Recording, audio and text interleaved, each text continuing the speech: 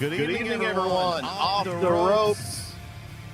Episode 41. We're going to talk a little AEW full gear review and then talk about some WWE Survivor Series War Games coming up. Hello, everyone. I'm Mr. Ness and Bret Sweeney. We got the usual cast of characters tonight. The Big Goose, K.O. Collins, and Dirt Sheet Brandon. Welcome, fellas. I should have made my name the Rizzler. I totally forgot about that's it. awesome. Rizzler Part 2, Rizzler Part 3. You could. I just don't want to turn off the music, guys. I'm pumped.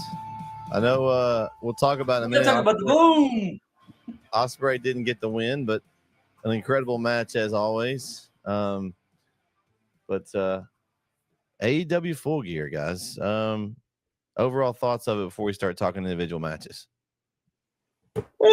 I mean, it was okay. It was okay. It had good wrestling bell to bell for a majority of the show. But the end really disappointed me. That was a big letdown. The end of the show was a huge letdown. And then just some of the stuff just didn't make sense.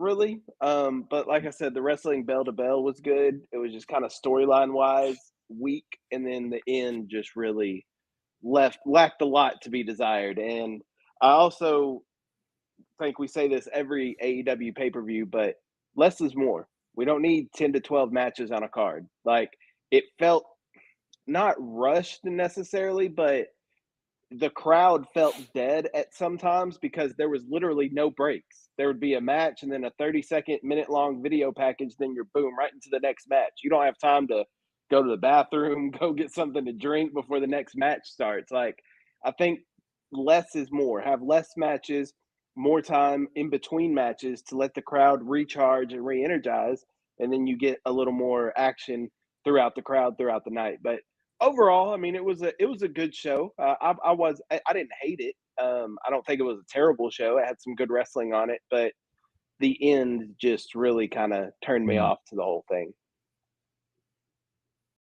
When Kyle, this was like one of the shorter cards because there was only 9 matches on the main show, which was short for an AEW show. Like, I was surprised, and then I was really surprised when I do this thing where you answer questions about the main event.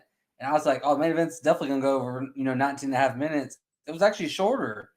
It wasn't even a full 20 minutes. I was surprised about that. So, well, they had as much crazy how long everything was. They had as much extracurricular, Brandon, as they did in the match. That is true. And we'll get to that.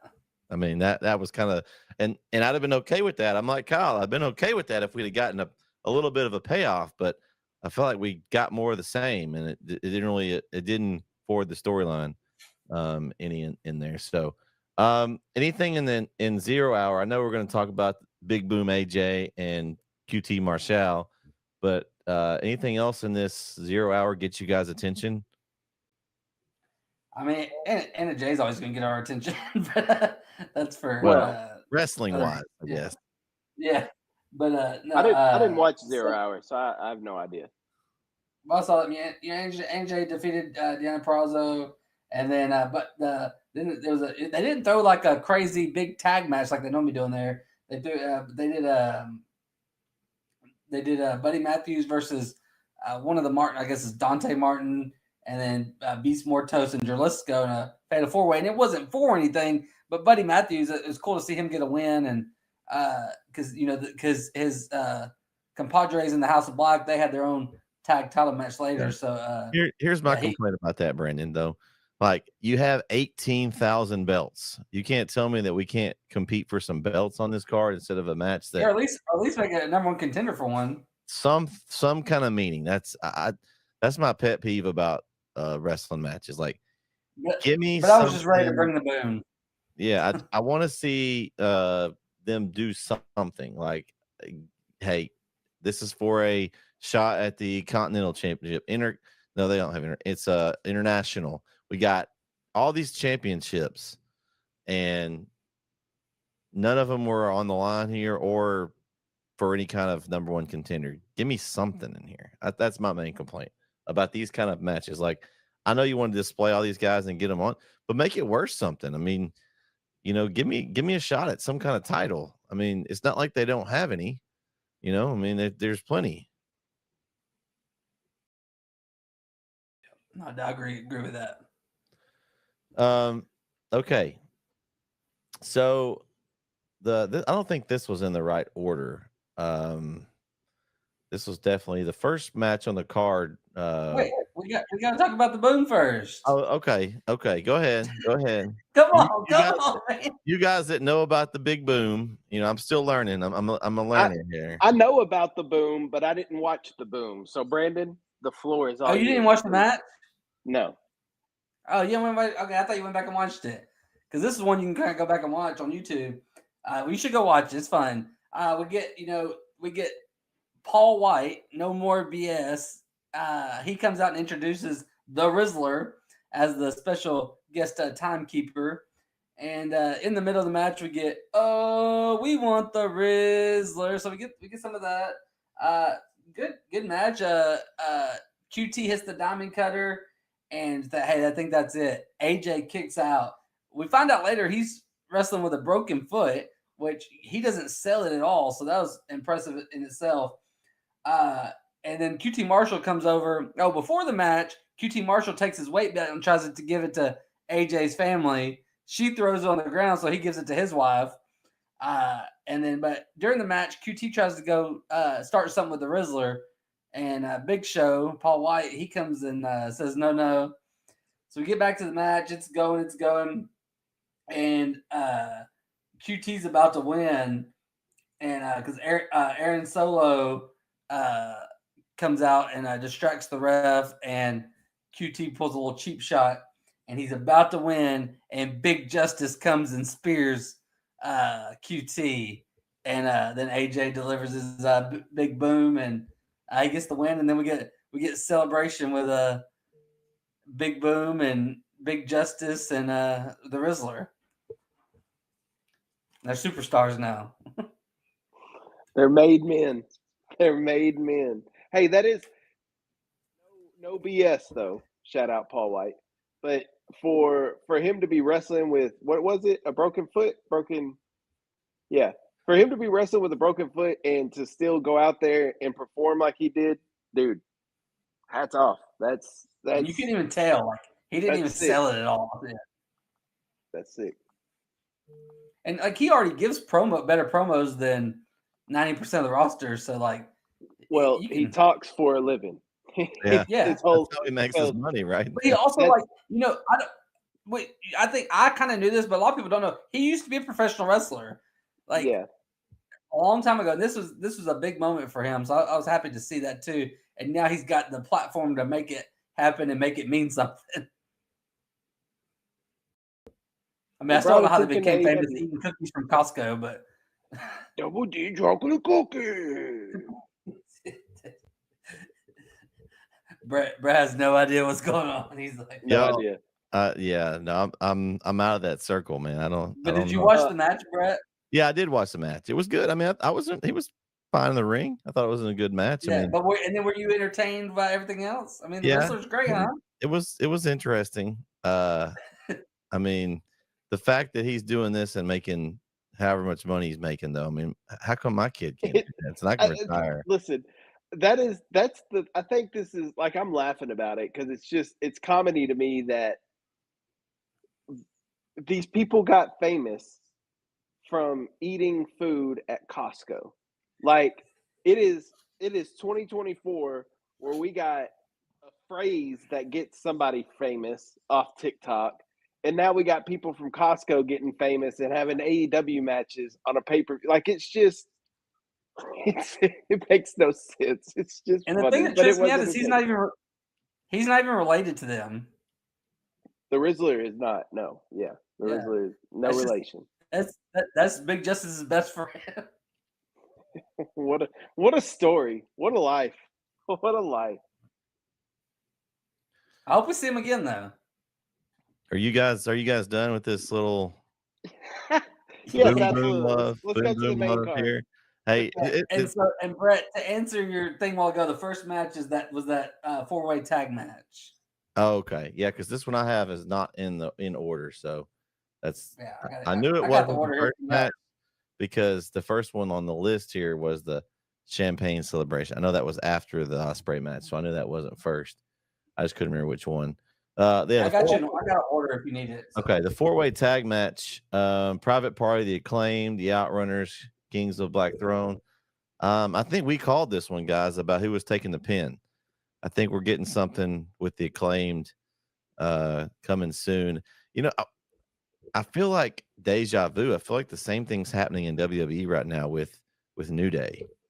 Like, it kind of similar, right? I mean, I know it's not the same length of time, but man, that other night was, if y'all watch Running Raw, man, like that was some hot, like, whoo, that's going to be a hot feud. Yeah, I hadn't watched Raw yet, so but I know how that's building.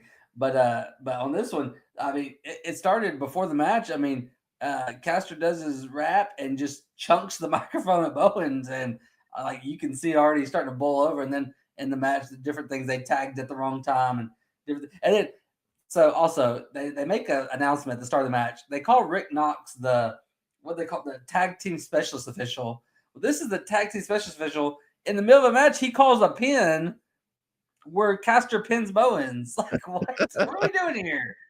Like, I mean, Kyle, I don't know if it was this match. There was one match where Kyle texted like AEW makes their officials look like buffoons. Like, and this was one of, yeah. But yeah, I mean, we figured Private Party would win, and we figured they would beat, so it was a good match, and the crowd really turned on Caster on this one. I mean, we heard the chants, and but yeah, Private Party, it's not their time. I mean, they just won the thing, so I'd love to see the what I forgot what they're calling them now, Malachi and it's like the Black Throne or something. But it'd be cool to see Black Throne. Kings of the Black Throne. It'd be cool to see that, but you can't take it off Private Party just yet. So I didn't get to see this match. I was on my way home from work Saturday. Which shout out, no more Saturdays we got to work. Hey, come on now. There you go. Let's have a celebration. But yeah, thank you. There you go. So I didn't get to see this match, but I've listened to another podcast, and from what y'all have talked about, like I heard about the rap thing. He didn't even say at the end, everybody loves the Acclaimed. He threw the mic at Bowens.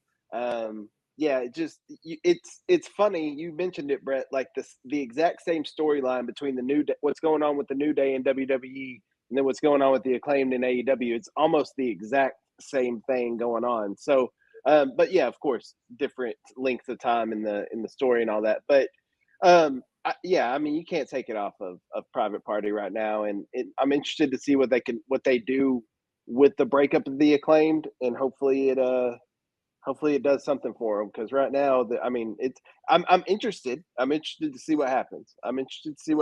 But it kind of sucks that WWE is doing the same storyline, because they're probably going to do the same thing and do it better, and we're going to compare it to that, and AEW is going to come up short once again. Well, and that's kind of, I mean, the difference is though, man, the New Day, they got their 10-year. They're really pushing that 10-year deal, and I think that's going to be the collapse of it after 10 years. And when what is that? Is that next Monday or Monday night? Yeah, and I think that's going to where it comes to a head, and that's going to end it. I think that's interesting that they're using that 10-year. I don't know. I mean, it's really hard for me to imagine a team being together for 10 years and not splitting up. Like that's pretty special. So they're even the Usos split, and it was about that same. And they're brothers. So. I know. So it's interesting they're waiting this long, but I think that's what's going to make it such a good angle. Is they've been building and building, and this is going to explode, and we could have some Drew McIntyre, CM Punk type heat, like they are just go at it. We could see. I could definitely see a 2 or 3 set of matches between the two of them, and that they both can go in the ring, and there's got the story behind it. So I'm invested in it too, and I think the same thing with Bowens and Caster. I'm still wondering if he's still got that card in his pocket, and he may go over with the Hurt Syndicate there. So we'll see. I don't know. I don't know if they can survive on their own though. Like with as much talent is on the AEW roster and as much singles talent that's there. I mean, do we seriously see Max Caster or Anthony Bowens as a single competitor competing for the international title or the continental title? Like, I don't see that. Like, I don't see them singles. Caster, I do, especially if he's with MVP and them. I think he would fit. That's still not technically alone. You know what I mean? Like, but as a singles wrestler though, he's got a backup. You know, now also where's Billy? He doesn't even need a mouthpiece. His more that'd be more as like a just as more as like smoke and mirrors type thing, like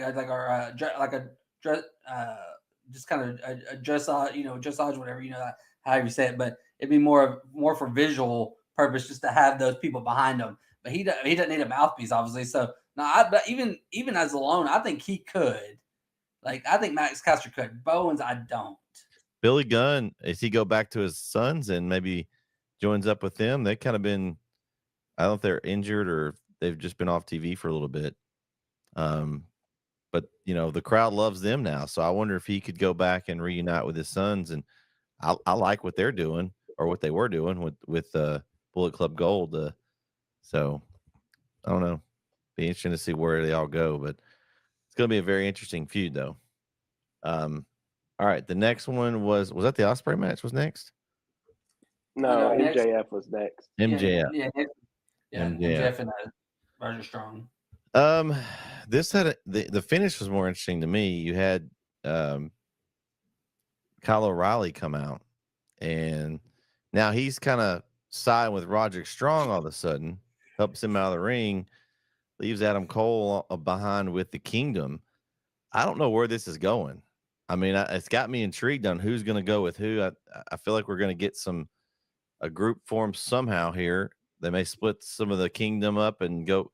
I kind of thought maybe it might be just the Undisputed Era would be back together, but they're kind of not liking Adam Cole. I don't know if it's that Adam Cole has brought them into this now with MJF, and if that's why they're going to turn on him, or what's going to happen here. But I'm interested in the story. The match was fine. We all kind of knew MJF was going to win, so there wasn't much.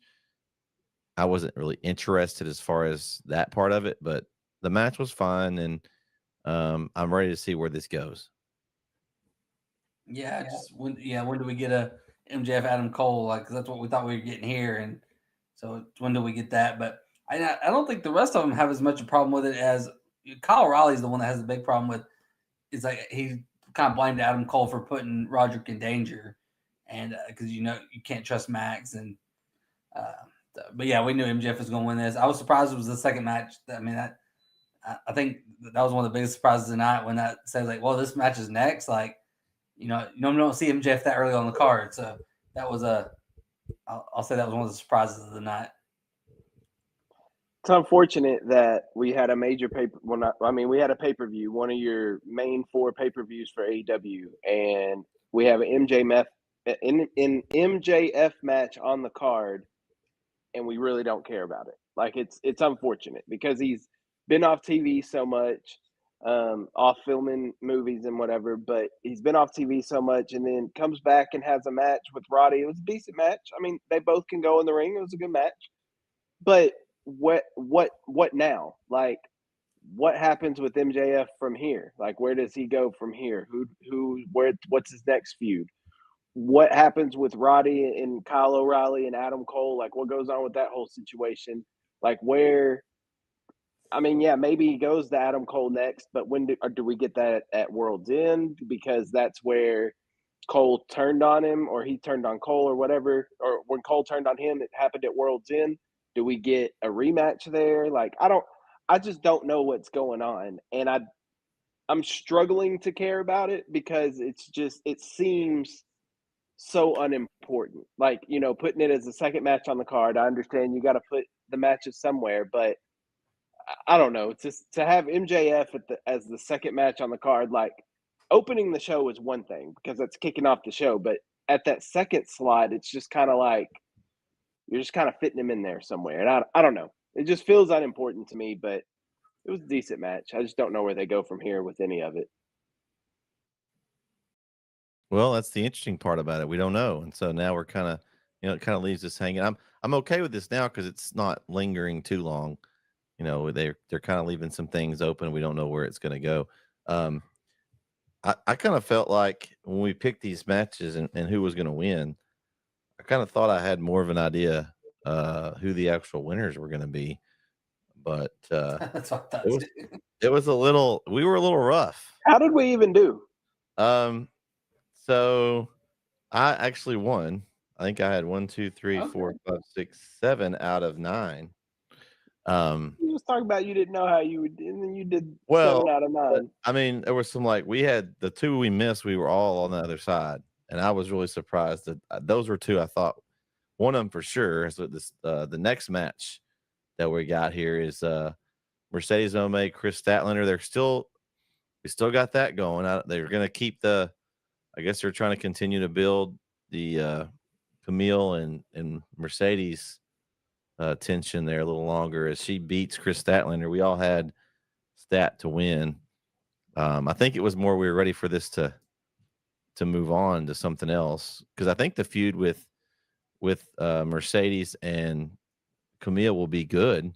It'll give maybe a little more maybe a little care. I know Kyle's not going to care no matter what. We know that he's not going to care, but maybe care a little bit more if it's it's got some kind of story behind it. But I was really surprised that they went this way in this match. It was one of the ones that I missed, and we'll see where Mercedes goes from here. I'm not sure where it is yet, but maybe on Dynamite we'll find out. Yeah, I'm not sure either, but this was one Kyle deemed as the Brethren break match. This was actually an entertaining match.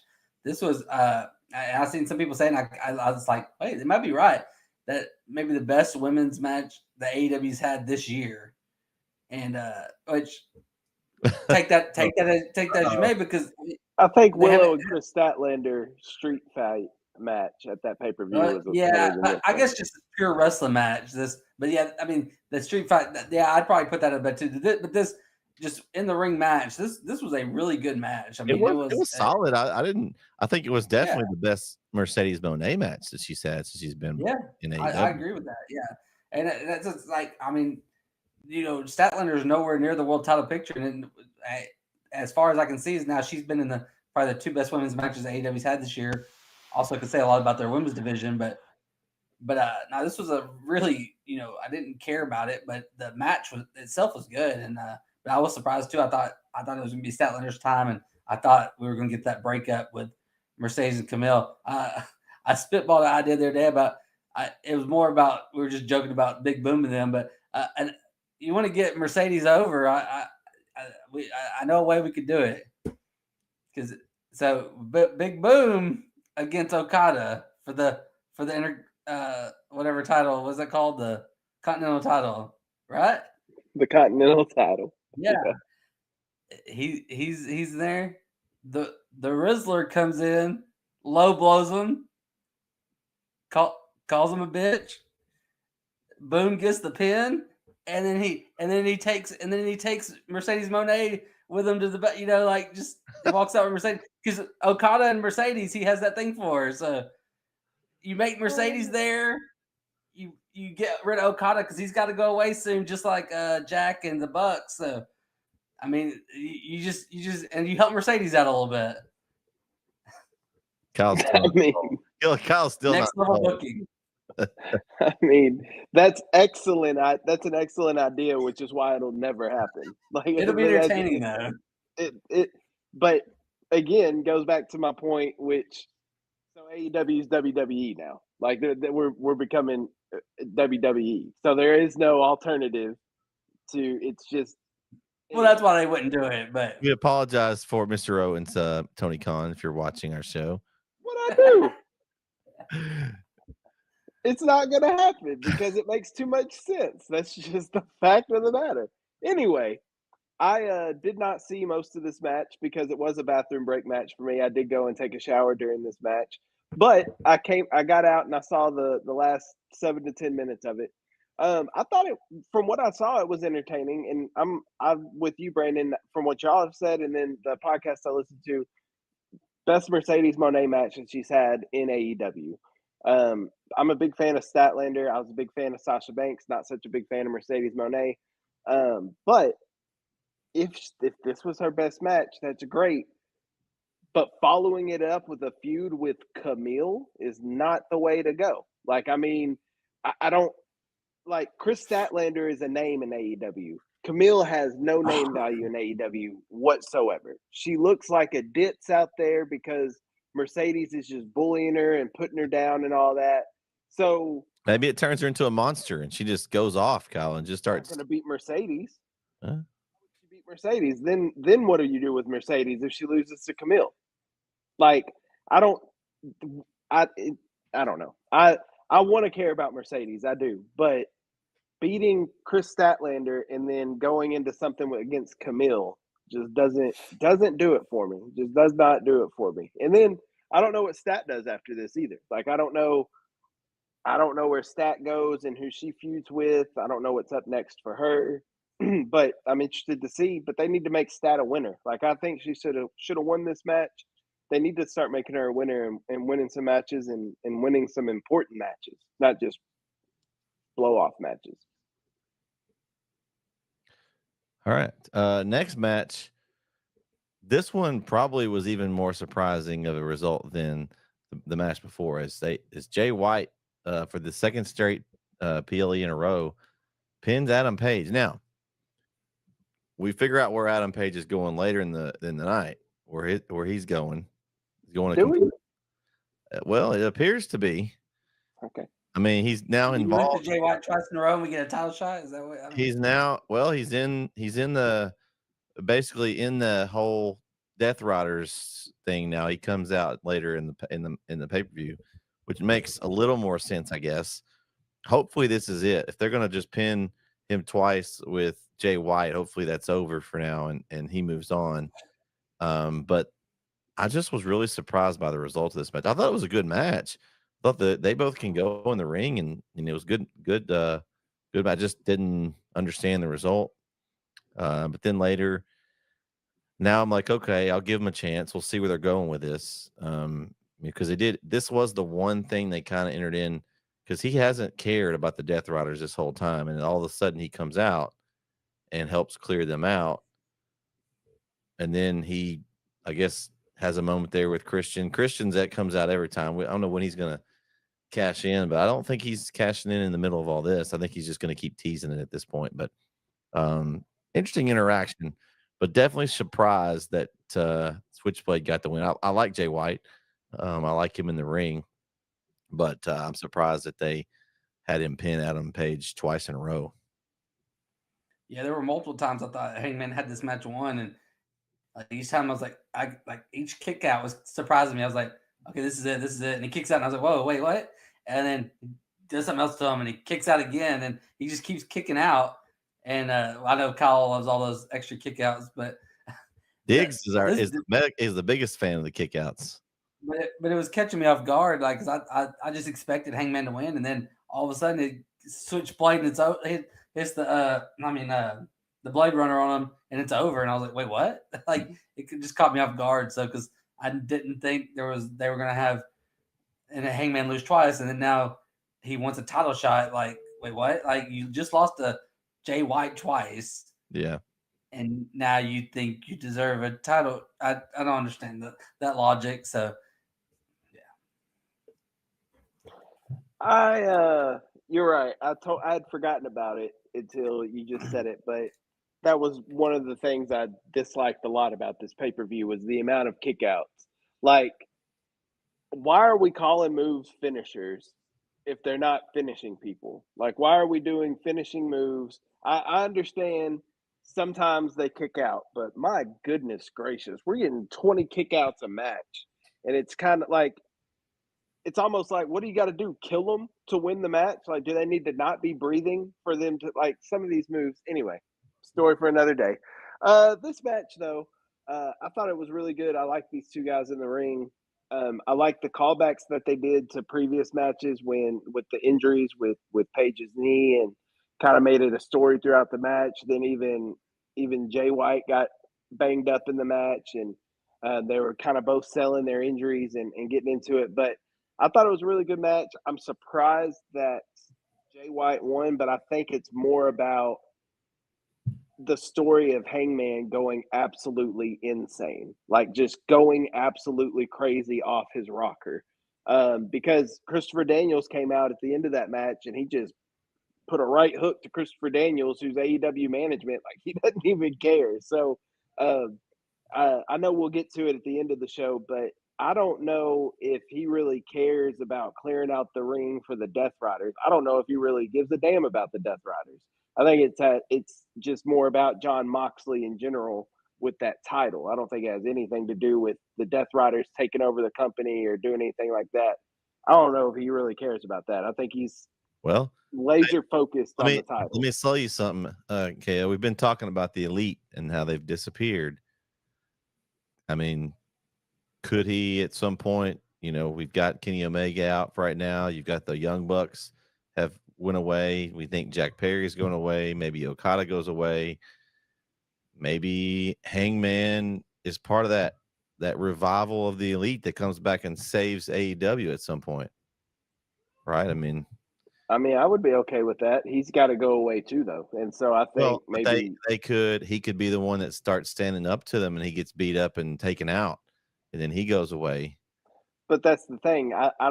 I don't think his actions Saturday were him standing up to the Death Riders. Well, but it could be him. He going after Moxley, right? He's going after the title, but then he gets in the middle of the Death Riders, and in the midst of that, he gets taken out. They jump and beat him up, put him on the shelf, and now he's got motivation to come back and come after them.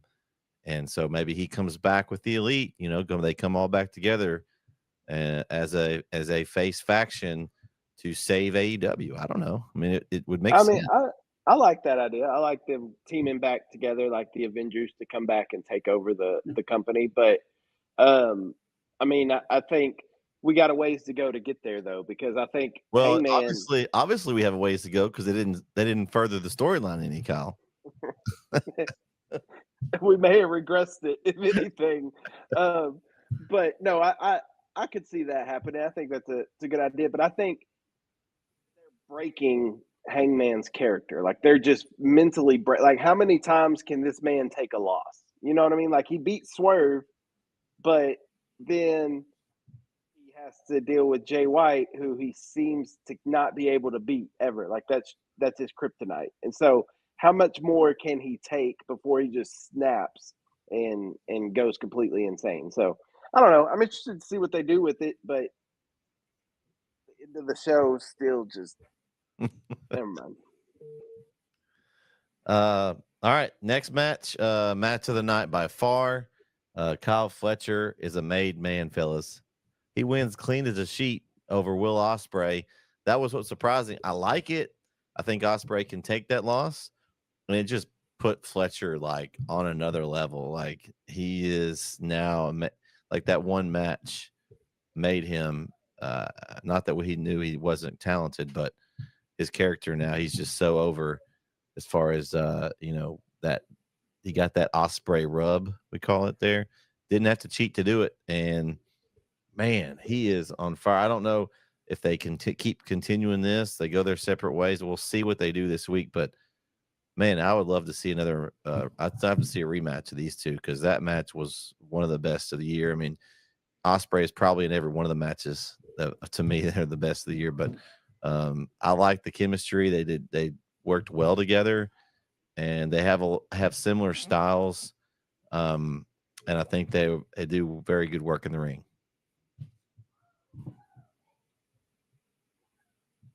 Yeah, I agree. This is the match. I mean, we were looking forward to, and we knew it would kind of deliver. And every Ospreay match, but then him and Fletcher, it was interesting to see them go against each other, and it lived up to the billing, and we can watch it over and over again.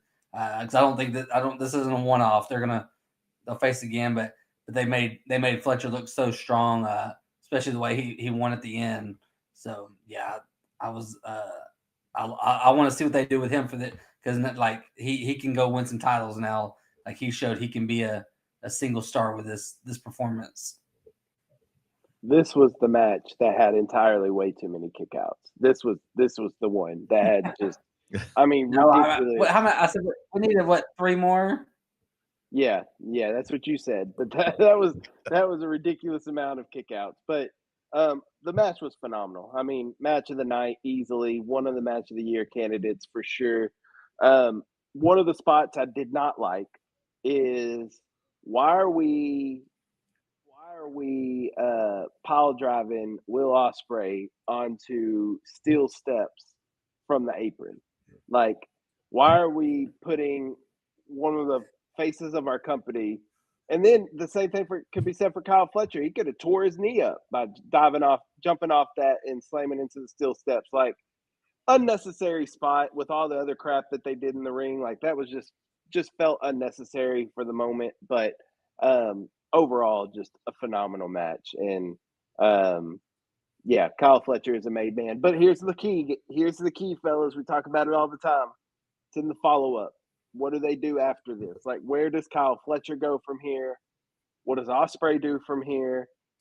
What's the story after this? I hope we see it again. I think we will see it again. But will they build on the momentum of Kyle Fletcher? That's going to be the key. I mean, I feel like it's a can't miss. I mean, you would think, but we'll see.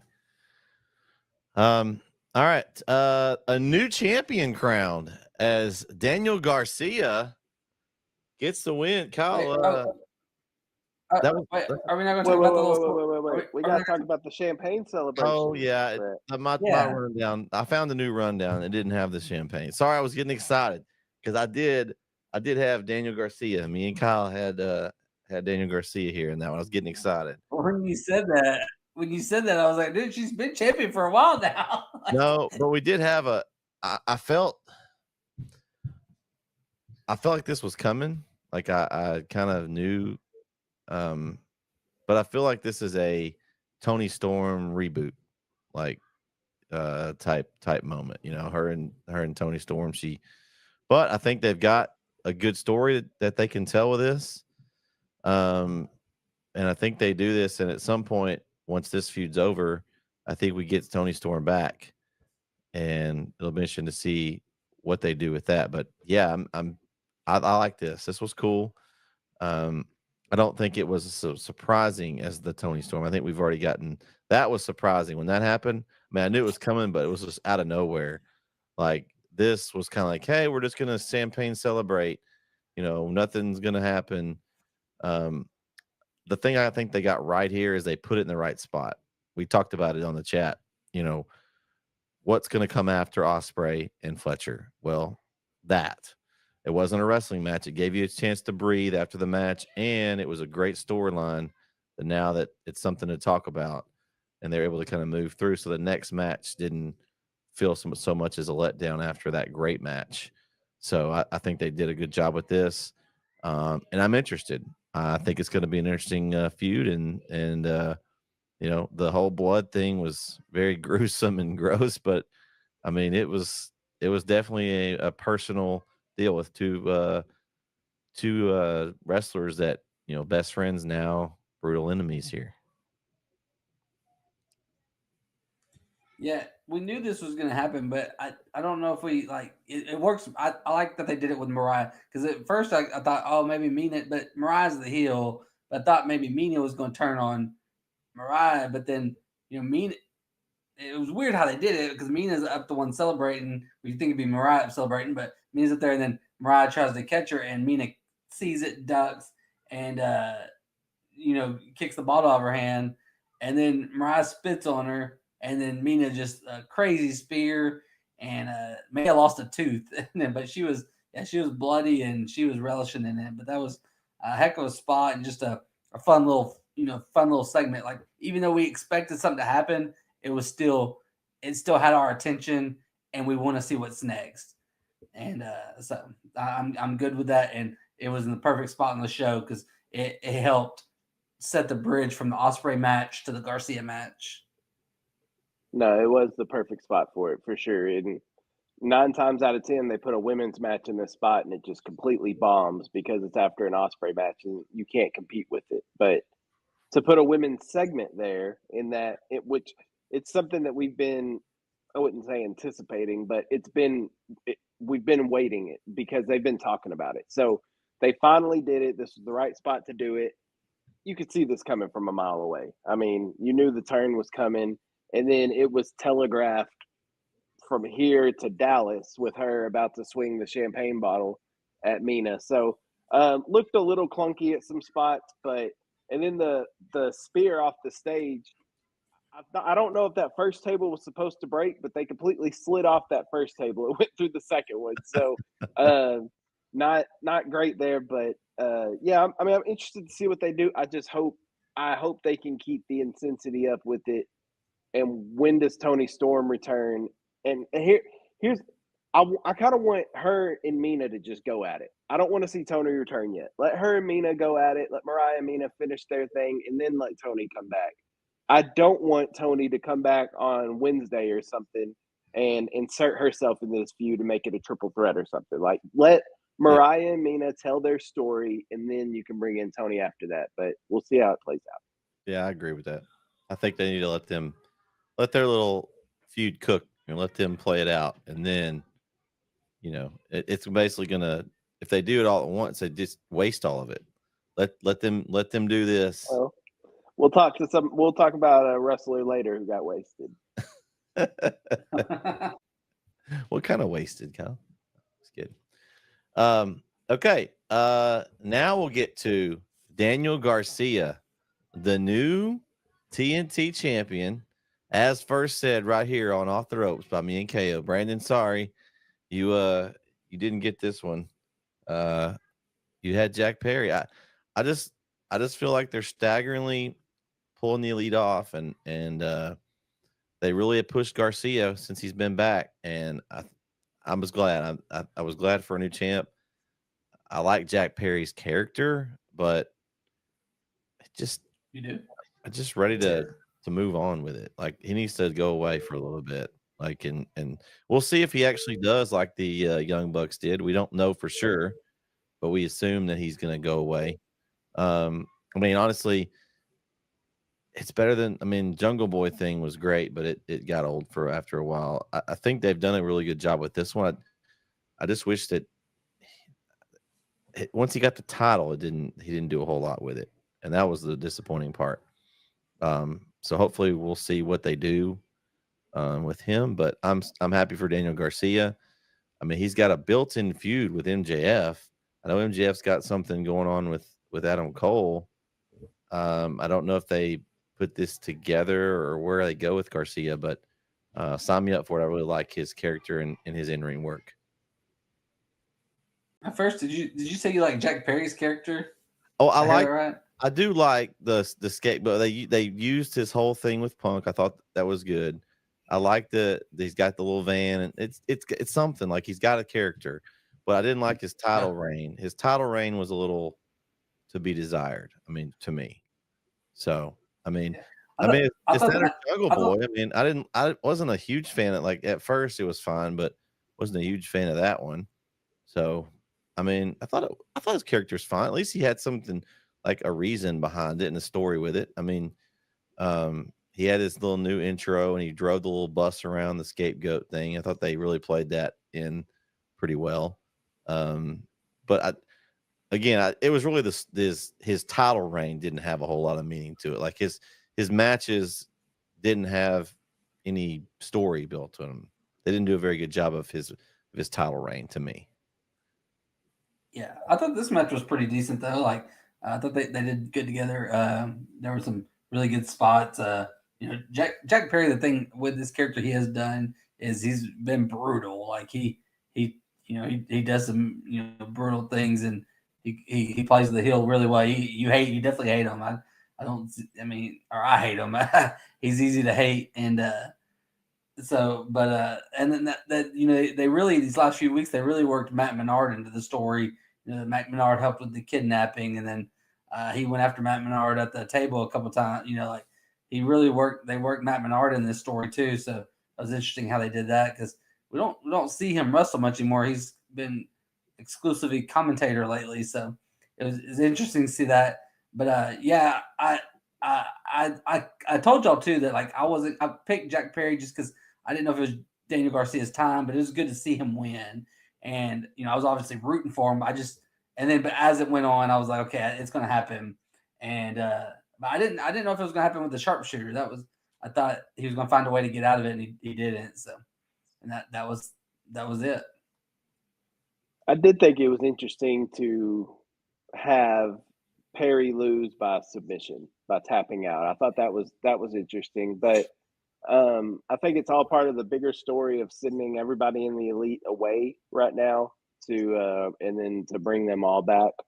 But yeah, I see what Bret means because I'm kind of with him. Like I think Jack Perry's character, the scapegoat character, I think he played it well. I think he did. Was I a fan of it? Not a huge Jack Perry fan, no. But I think the character, the scapegoat character, I think he did his job well. Like, I didn't like him. I wanted to see him lose. And, so I think he did his job. But, yeah, it was a terrible title run. One of the most uneventful, unimportant title runs we'll see with the TNT title. But, again, to sound like a broken record, where do they go from here? What's the follow-up with Danny Garcia? Because the problem with the TNT Championship for the longest time has been it's always an open challenge. It's just an open challenge, so it's a one-off. It's a one-off match with some random wrestler that doesn't mean anything. Let's get some story behind it with Danny Garcia. Let's build some story. Let's have some meaningful storylines behind this TNT title, and we'll have a good title run. But if it's just open challenges every week, that's not going to do anything for Danny Garcia or the TNT Championship. So it's in the follow-up. We'll see what AEW does in the follow-up. It was a great moment for Danny Garcia. I just hope it's more than just a moment. I hope that they can continue it and do something with it. I know he's got the Nueve belt right now, but and I know we don't care about Jericho, but could we see something with Jericho? And because Jericho, hey, I taught you everything you know, Danny. Now give me a shot, or do we see something with Matt Menard? And he invites him to the learning tree, and then he doesn't accept, and it starts a feud up that way. Because if you just said he taught him everything he knew, so he should be a part of the learning tree, right? Yeah, or do we see Matt Menard eventually? They kind of separate, and Matt Menard comes back and wrestles and challenges for the title. Like I still want to see him and MJF. I want to see that. I want to see him and MJF at some point. Like they still got some. Yeah, but I mean, I know he's got. Yeah, that's gonna be a while. So we got to get to that because MJF's tangled up in some other stuff right now. So it's gonna be a while before we can get to that. I mean, I hope they eventually get to that with this belt. Like I think that would be a cool feud for the belt, but I don't know where they go right now because you're right. I mean, he's got the Adam Cole thing going already. So yeah, maybe like maybe Nick Wayne and Garcia right now. I don't know. Like I can't try to think who else he could face. That's the problem, though. Like that's exactly the problem. Like we give him the title, then what? Like what do you do in the meantime when he gets the title? Yeah. So Shelton hopefully Benjamin. Hopefully they have a plan. Because if you're going to put a title on somebody, you should have a plan for it, not just be all willy-nilly and throw them a title. So hopefully there's a plan. Well, we'll see, I guess. Okay, we got Takeshita over Ricochet. Is this the one you're going to say they're wasting Ricochet, Kyle? Is this what you were going to say? Yeah, 100%. I feel like you've got his put on some great matches, but you just kind of fed him to the wolves a few times, and now, do we think Ricochet can win anything? Because every time we put him in a big match, he doesn't win. So I think the match itself was really good. Obviously, Ricochet's on the same long lines for me as Ospreay.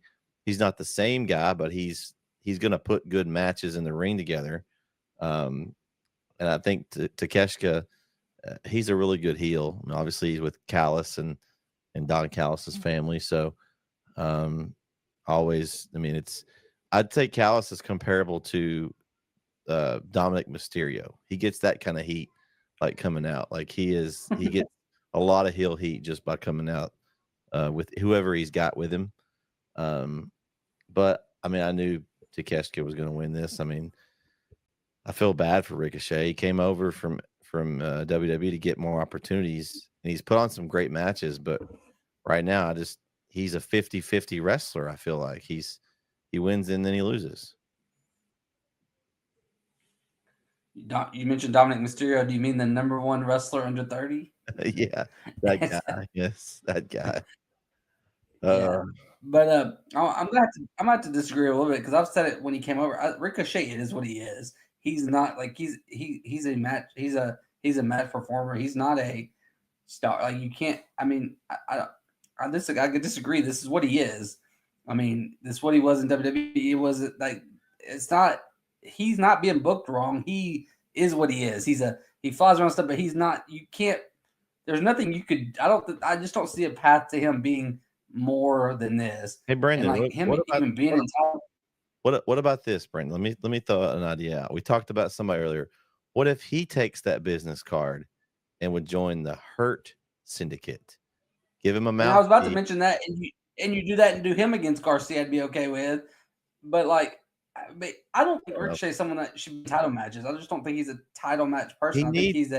He needs somebody with him. And he's not really a good mouthpiece in the ring. That's where I think he. Yeah, but they put him in title matches way too soon. He just got there. Like we need to just put him in some matches. Like like him and Ospreay were an awesome match, but Ospreay had a title. But that's what they do in AEW. Remember, see Mercedes Moné above her first match in. They put her in a title match. But like you don't need that with Ricochet. Like.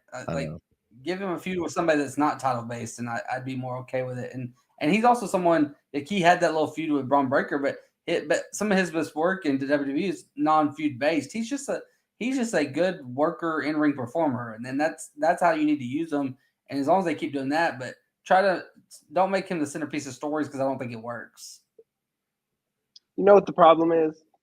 Tony Khan blew his load on Ricochet. Let me explain.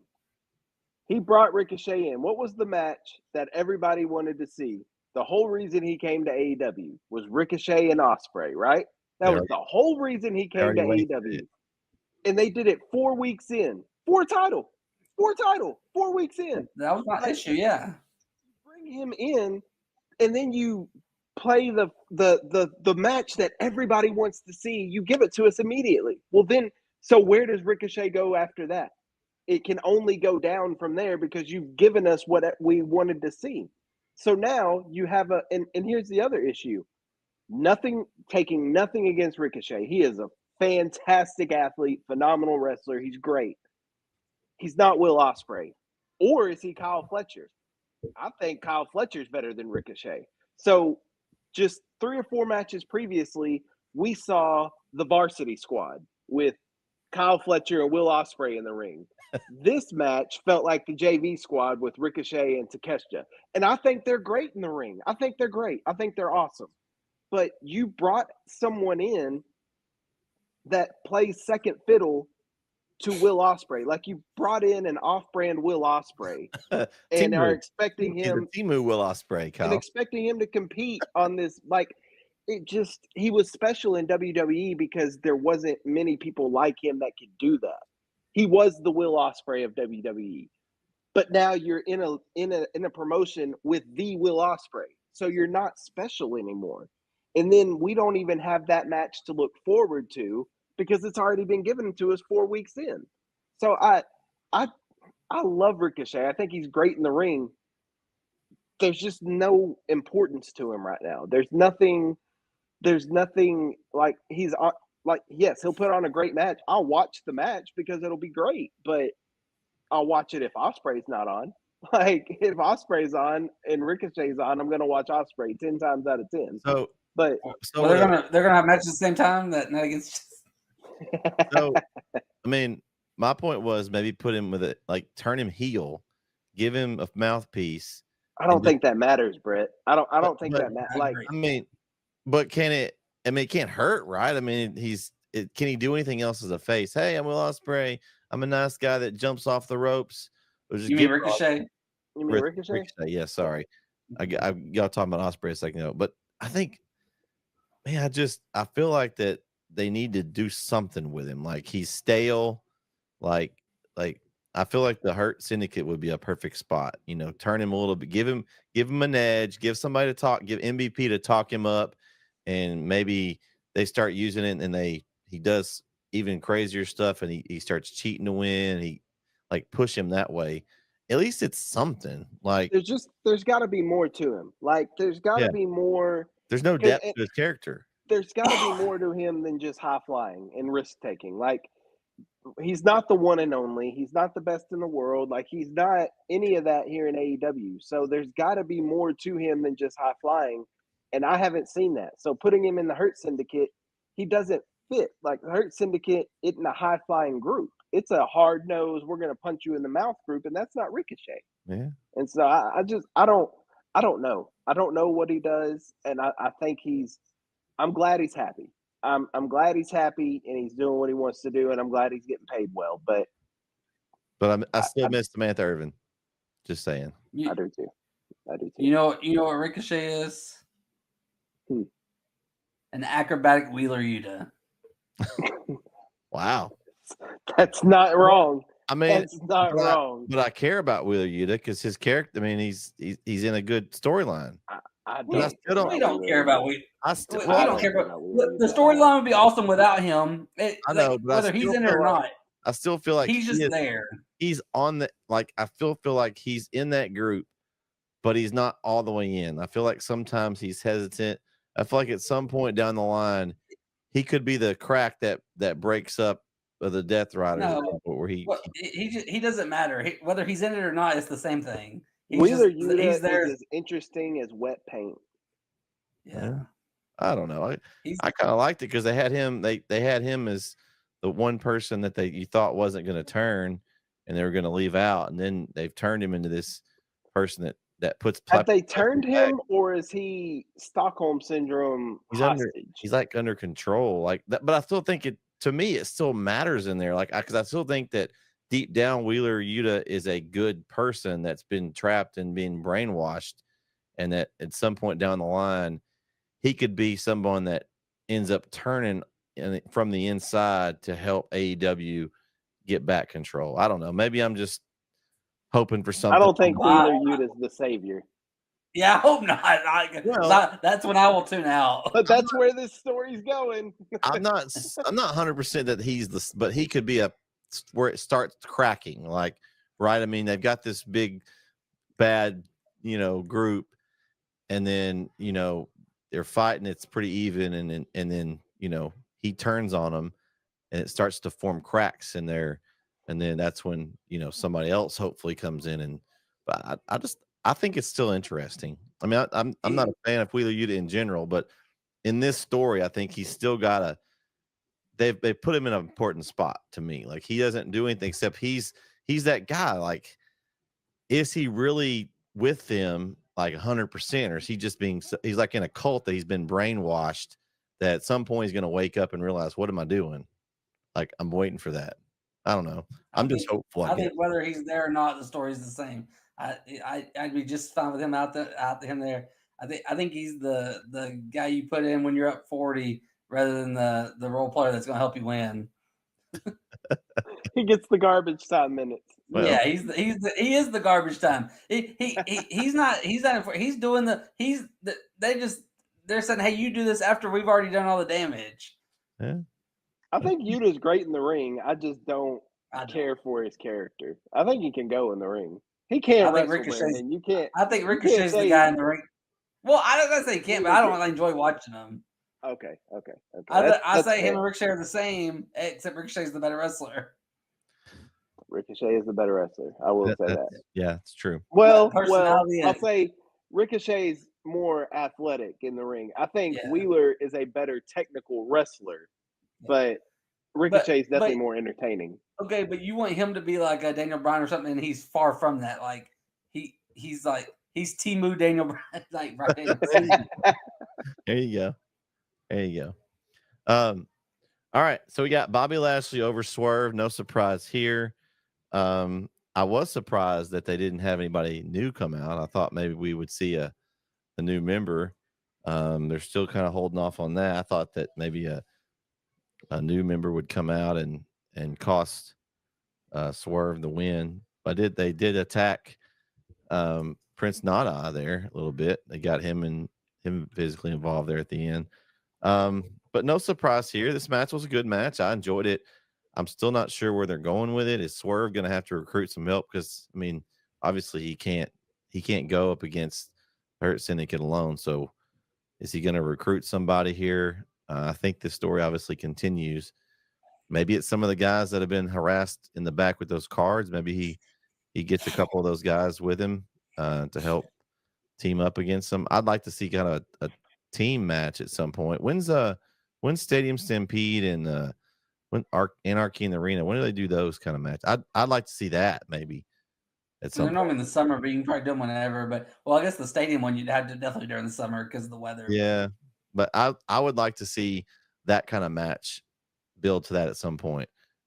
Swerve builds him a team, and you get I guess the Hurt Business versus Team Swerve, whatever that would be. But I feel like you're gonna get something like that more with the Death Riders, and yeah, it's true. They're going. It's true, but I don't know where it could be Hurt Syndicate against the Death Riders one day. But yeah, it could be. I just don't know where they go now with this. I mean, Swerve has no help. He's being beat up every time he comes out. He needs some backup, obviously. And it's not Prince Nana. He's not the muscle backup. So where they go with this, I don't know. But who's hotter than Top Dollar? No, I'm joking. Top Dollar? Not nada. Not nada. I'm just joking. He's floundering away in TNA. So, hey, I thought it was interesting that in WWE, Bobby Lashley always had that spot where he had to spear somebody through the timekeeper's barricade. And it was funny that they had a spot with Swerve where it wasn't the timekeeper's barricade, but he still had to spear him through a barricade. I said, yeah, classic. Lashley got to have that spot through the barricade. This match was decent. I kind of wanted. I don't know if I was expecting more. I felt myself wanting more at the end. It wasn't, not to say it was a bad match. I just think by this point in the show, I was kind of burnt out and just kind of ready for the main event and seeing what was going on. But overall, it wasn't a bad match. I just don't know what happens from here. I can't see Swerve recruiting any help because we've seen him. He had help with what's their names, and then they just kind of fell off and we never heard from them again. So I don't know. I don't think Swerve uses help. He's kind of a standalone guy. So I don't see him recruiting any help, but he's going to have to do something because he can't take on the Hurt Syndicate on his own. Yeah, I agree with y'all. Pretty much everything y'all said. One thing I noticed early in the show, I don't know if y'all noticed, the announce tables were like super high. And I was like, oh, it's going to be hard to put someone through a table on this card because the announce tables were way higher than normal. I was like, you can't just power bomb someone through it because unless it's like maybe Big Cass might could have, or whatever, the Redwood or whatever, but it's going to be hard to, but they got creative in this match and they had Swerve jump off the steps to stomp Lashley onto the Spanish announce table. Because I was wondering how they were going to do any table spot because just the way it's so high, but they used the stairs to make it happen. So I thought that was a creative thing, but Lashley, yeah, he won. We figured, they're not going to bring him in. I was, we recorded our show last week as Dynamite was going on. So I wanted to bring this up because this I thought was going to be his debut match. Well, they have him has his debut last week on Dynamite against some dude named Cheeseburger. Cheeseburger. Yes. That was disappointing. I was like, Cheeseburger got a huge pop too. But I was like, we're getting a debut match against Swerve at Full Gear. I was excited about it. And then you had to do that. Well, and then this. We talk about how they ruin things. We just mentioned that. That's, I don't know. Why would you debut Lashley on a Dynamite against Cheeseburger and not debut him at a pay-per-view against Swerve? Does that make him look strong if he beats a guy that? No, it makes AEW look stupid. At least if you're going to debut him, give him someone that's a good, if you're going to do it, which you shouldn't, at least give us somebody that's like a legit win. Like make him look strong. Put him against somebody like Will Hobbs or somebody like, oh wow, he just destroyed the big like. I wouldn't have used him, but I would have at least given him somebody, a little more, I guess, competition wise. Yeah. And it was good to see the Hurt Lock back. That's one of my favorite wrestling moves to. And he called it the Hurt Lock. The first night Excalibur called it the Full Nelson, and now he called it the Hurt Lock. Well, Excalibur's an idiot, so that is also true. Oh man! All right, main event time, fellas. John Moxley. Real quick too. Yeah, go ahead. Again, hearing it, JR sounded all right, but unpopular opinion. I think it's time for JR to stay off the microphone of wrestling matches. It's just by God. Same thing for Lillian Garcia. After listening to Raw Monday night, I think we need to get a different announcer in there on Monday Night Raw. I heard they brought Jackie Redmond back though. Hey, how about KO Kyle Owens? I would love to. You're announcing nowadays, As long as they don't play the national anthem, we're good.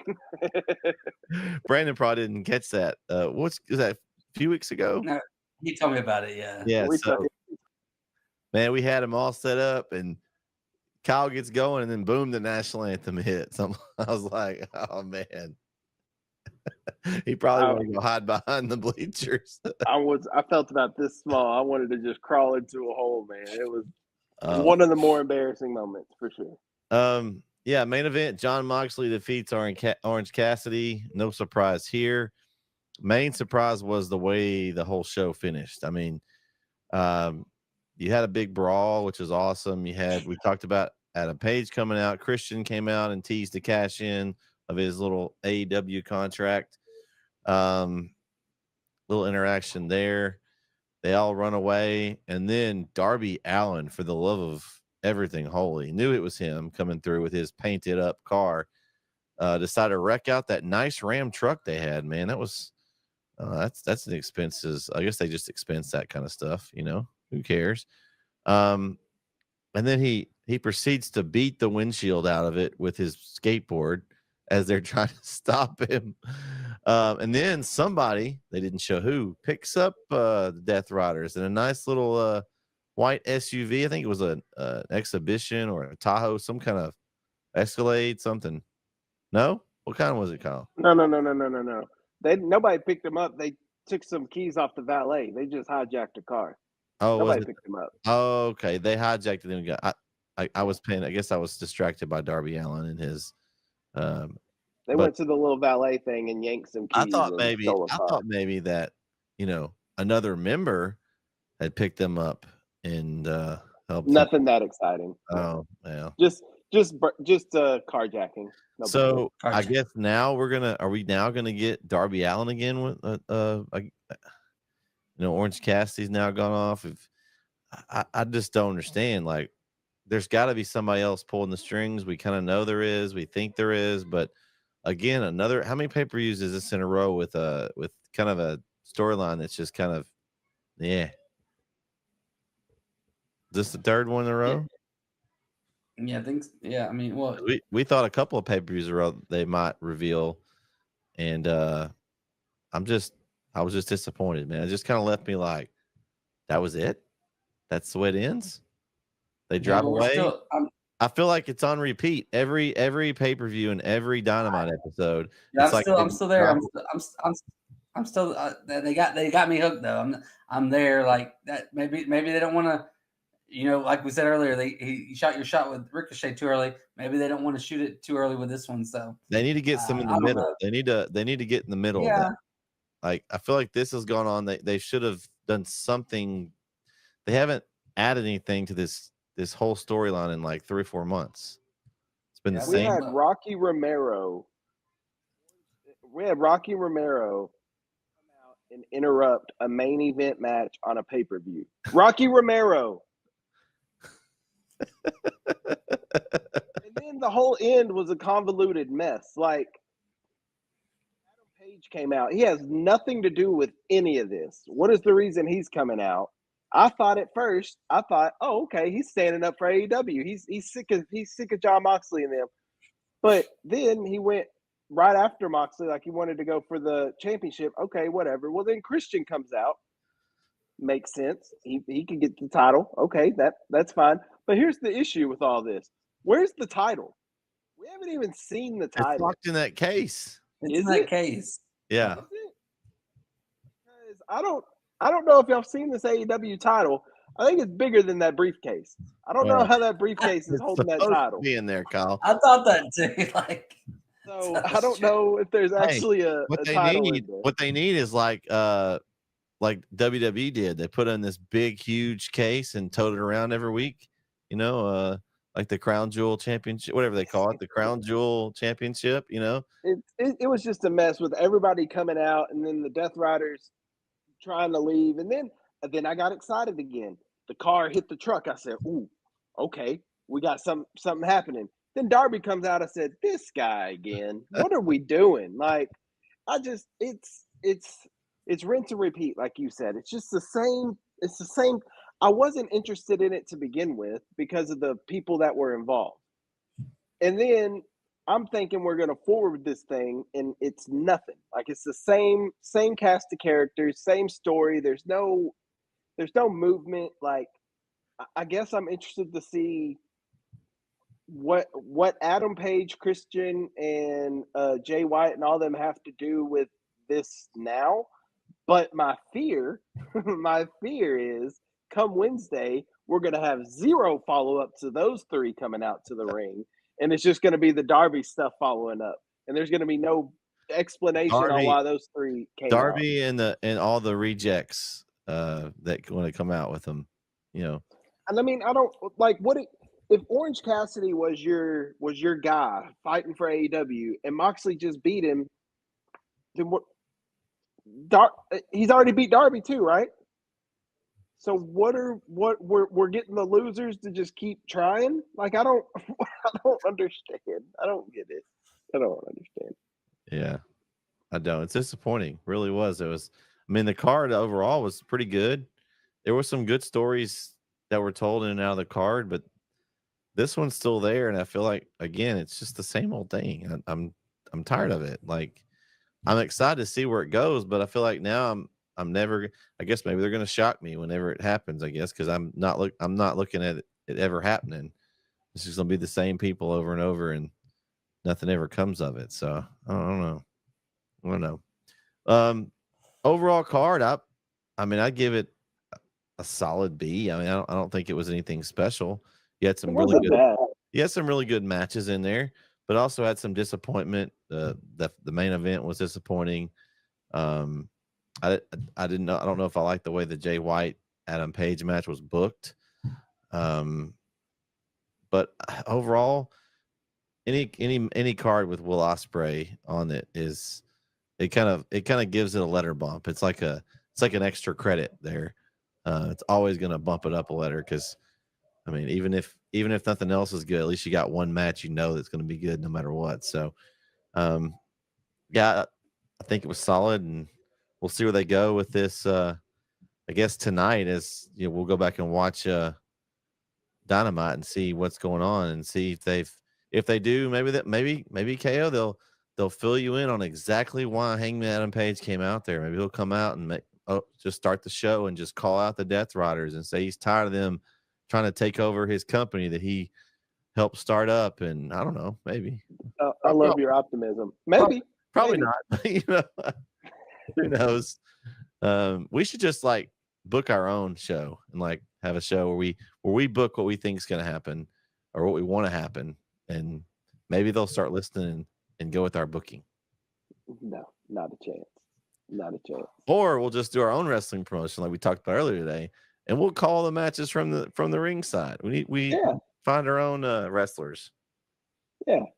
We got two of them. We got Diggs and man, Hubbard. We could That's sell our main out, event for our first show. We could sell out the Oil Palace with that one, man.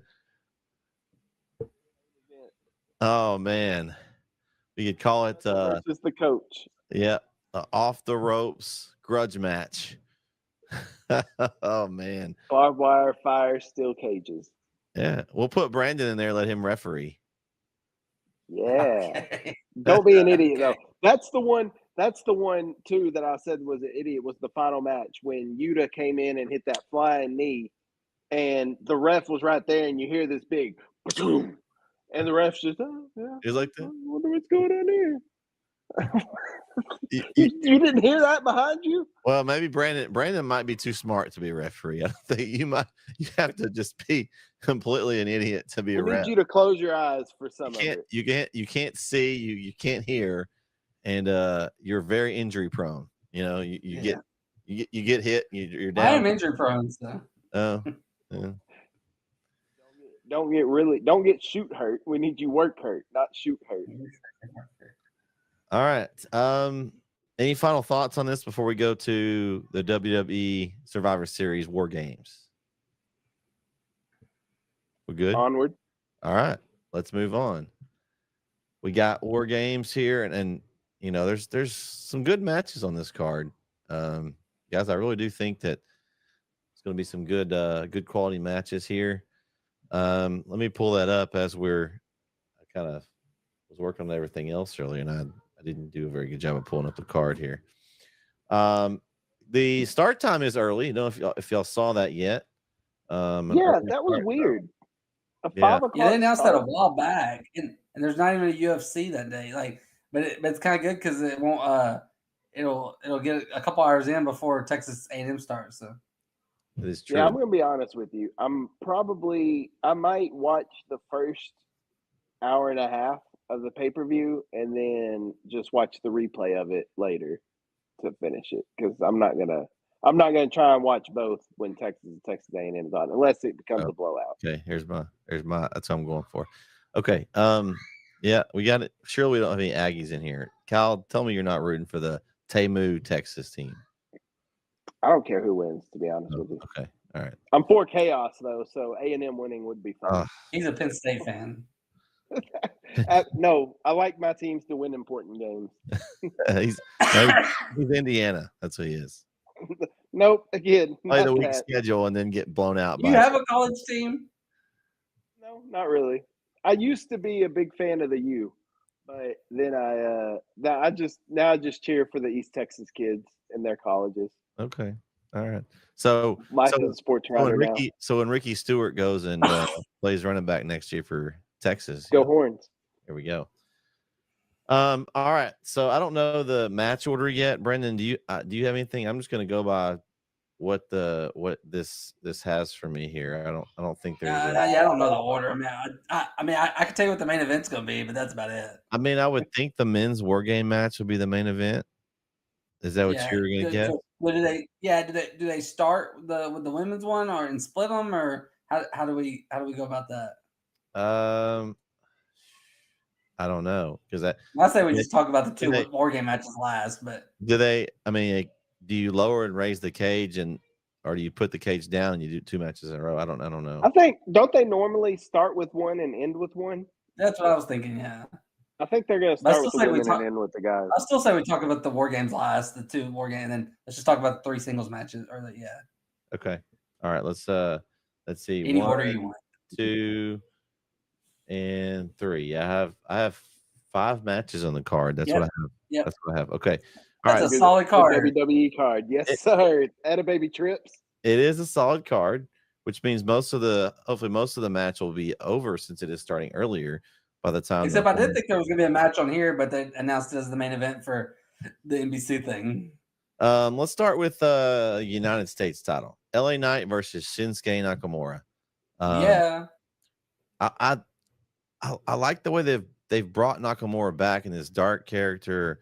Like, I really like this. Emo Shinsuke.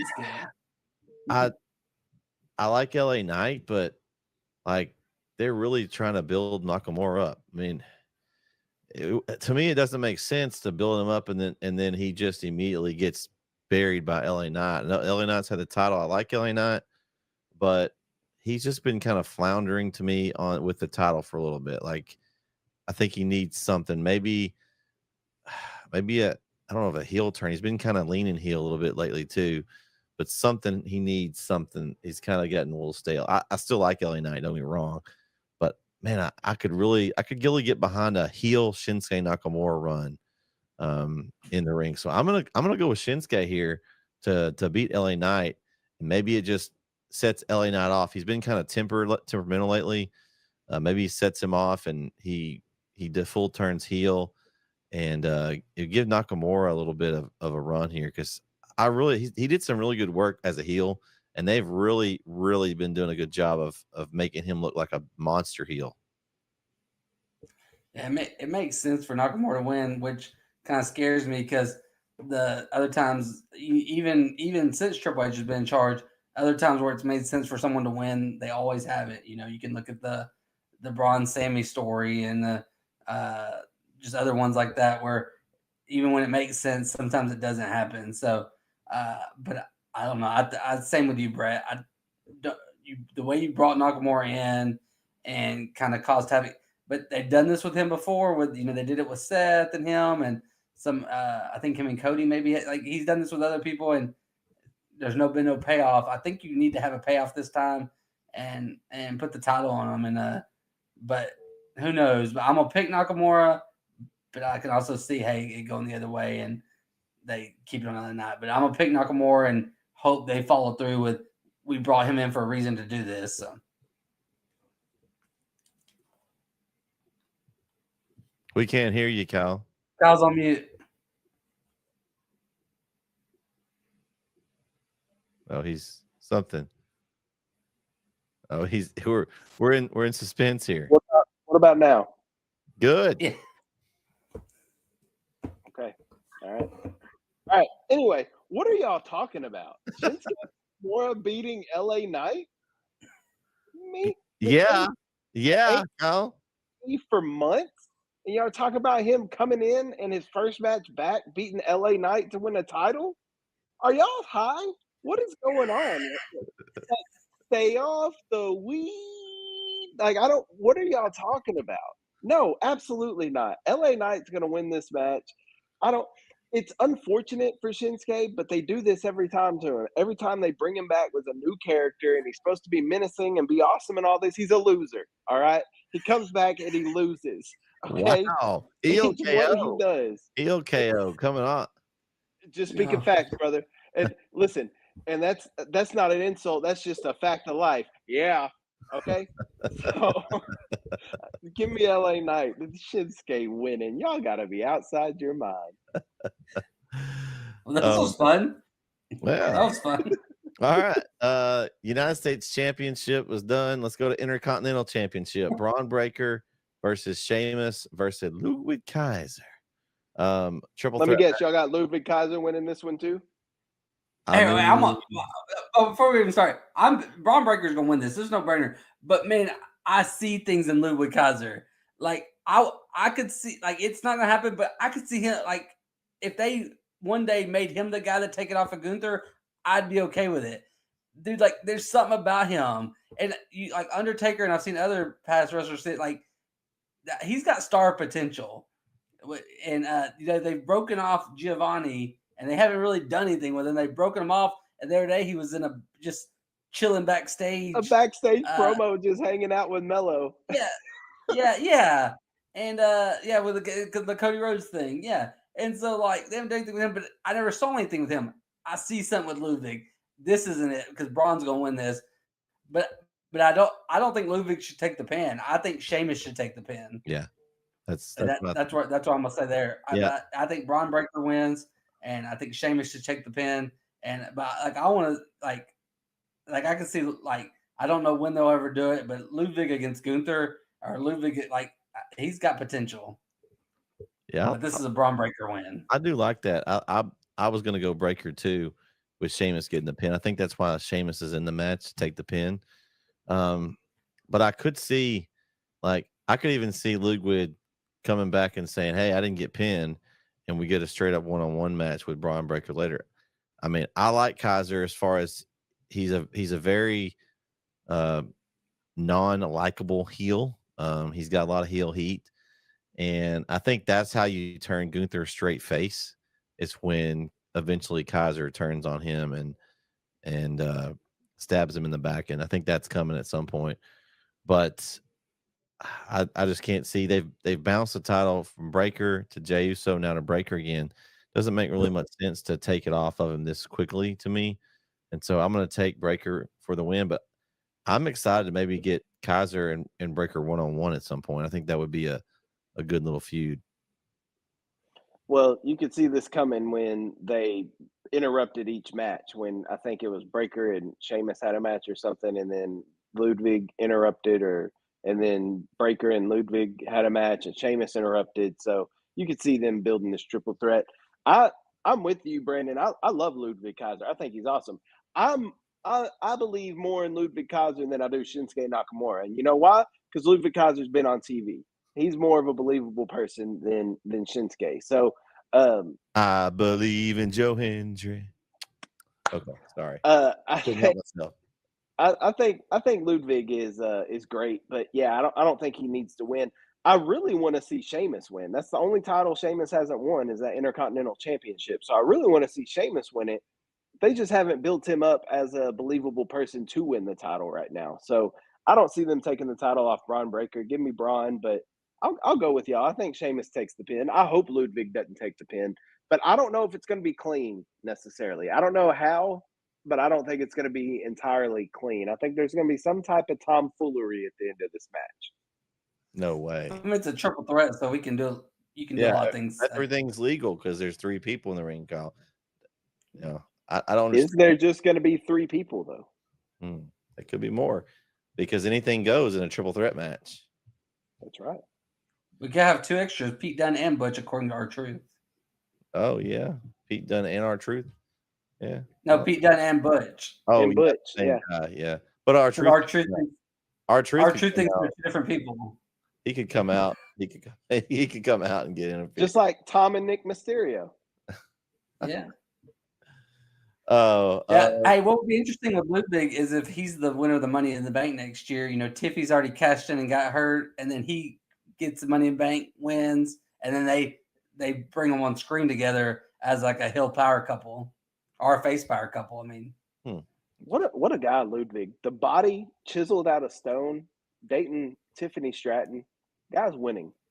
Guy's got a good life. He doesn't need a title to win, right? I mean, he doesn't need a title. He's winning. World Heavyweight Championship, Gunther versus Damian Priest, and man, have they this? I'm excited about this match, man. They have built this up. Priest is just basically calling Gunther a loser, basically. Like he's come out and challenged like he's not the same guy. He's this and that. Man, I think Gunther wins, but I feel like that we're still going to have some tomfoolery with Judgment Day. I don't think they're going to let Priest go out there and get. So they keep bringing it up. If you watch the Judgment Day locker room, they're always talking about, man, you didn't do your job, Dom, and now Damian Priest has got a. I still think. I hate that it's still going on, but I feel like that the Judgment Day are going to get involved in this match, and they're going to distract Damian Priest, and he's going to lose. Because I still don't think that's over, unfortunately. So I'm going to go with Gunther retaining, but he's going to have some help from the Judgment Day, I think. Yeah, I think Gunther retains too. Yeah, I could see the Judgment Day.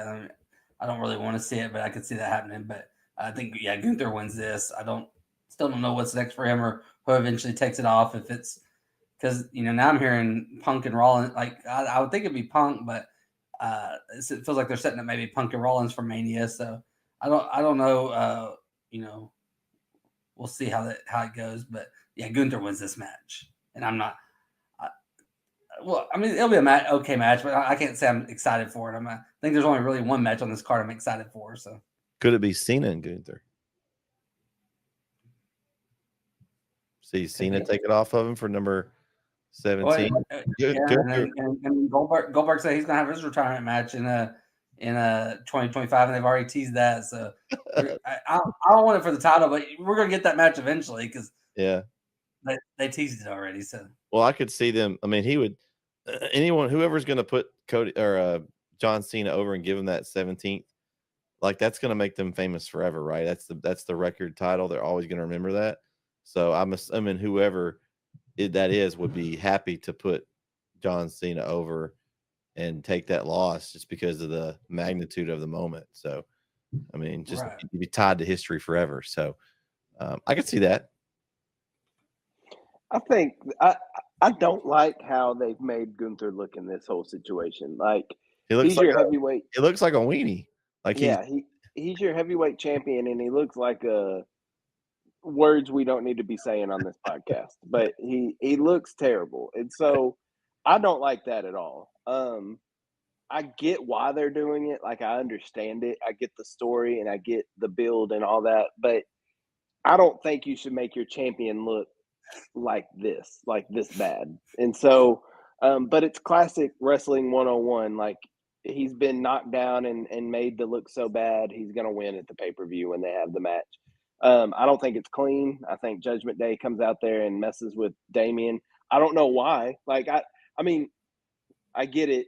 Dom didn't do his job and didn't beat Damian, so now Damian gets a world title shot. But like, leave him alone. Like I've had y'all's stuff, like there's no, why are you going back? Like, just let him be. Like if you cross paths again, great. If you want to go after the world title after he wins it, great. But who cares if he gets it? Like, why are you so fixated on Damian Priest? So that's a little annoying, a little tired of that, but I think we're going to get Judgment Day interfering once again.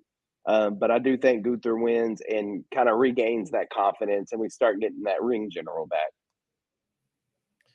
All right. That leaves our War Games matches. We'll start with the women. Now on this, I don't know if it's technically been announced, but on this, where I have it, they have Bayley inserted in Jade Cargill's place. We had a little bit of tease on that on Monday Night Raw. She came out and helped.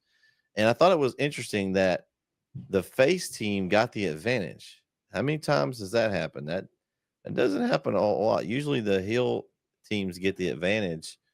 All this feels fishy to me. Like, I want to say that, Rhea Ripley's team comes out, but you've got some interesting people in this. There can be a lot of turning and backstabbing, and because of these are not unified teams. If you look at the Rhea's team, you've got Rhea and Bianca going head to head at it there on Raw. That they're kind of some tension there.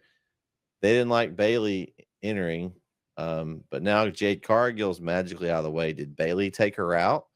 And how are they going to play that? Is it somebody like Charlotte that could be coming back? Naomi. You got Naomi there. And then you have Io Sky in there randomly. Is she a face now? I mean, I don't know where that. So I feel like there's going to be some kind of shenanigans. Then you have Liv Morgan and Raquel are together. Then you have Nia Jackson, Tiffy, and Candice LeRae and their whole three-way interaction. You've got Tiffy with Nia, and Candice is trying to take that spot next to Tiffy. You got Tiffany. Well, could she cash in the briefcase at the Survivor Series? I mean, I guess she technically could. In the match, like that. Yeah, all kinds of crazy stuff that could go on. This one could go either way to me. I could see. You could tell me that Liv's team wins, and I'd say, okay, I could see that. Or you could tell me that Rhea's team wins. I could see that. I like that it's this way. There's so many ways they can go with this match. I really think. I think to me, there's more unity on the team of Liv because you've got a couple of groups they're out together. I think Rhea's team is a bunch of pieced together things, and I could see some turning or some shenanigans there. So I'm going to go with the team of Liv Morgan to win this match, but.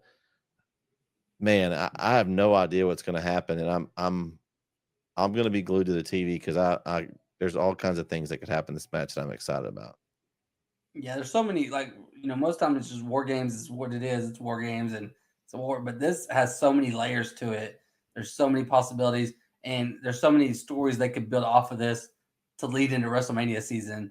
And in one we could have came with Jade in the match, but even now with her taken out, and that adds to it. And I think Rhea's team wins though. I think they've made her kind of look coming back as like a unstoppable monster, and so I think her team wins. But I'm interested in everything that could go along with it. Like, do we get a cash in, or at least a tease cash in? Like, I mean, because where's this briefcase? Is she going to bring the briefcase into the cage just in case? Like, like it'll be interesting to see. Like, does she have it in the little shark cage with her before she even exits? Where's the briefcase? That there's going to be a lot of intrigue in this match, and the order. Who, I feel like we feel like they saved Liv and Rhea for last, but like who starts the match? Is it Bianca and Candice? Like who? Like I mean, it's going to be very. I'm very intrigued by this match, and like I said, I'm surprised, like you said, about the face team getting. But how many of these people are going to be faces after in a few weeks? Are these people even going to be faces anymore? So I'm interested in, but I think Rhea's team will get the win. I don't feel great about it. Couple of things I want to answer you there, Brandon. I think the briefcase is going to be planted underneath the ring pre-show.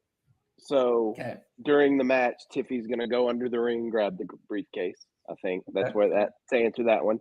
Then I think starting the match, I think we get Io and Candice LeRae in the ring to begin the match because both of them are familiar with War Games matches and they can go in the ring. Anyway, I think it's going to be a good match. I think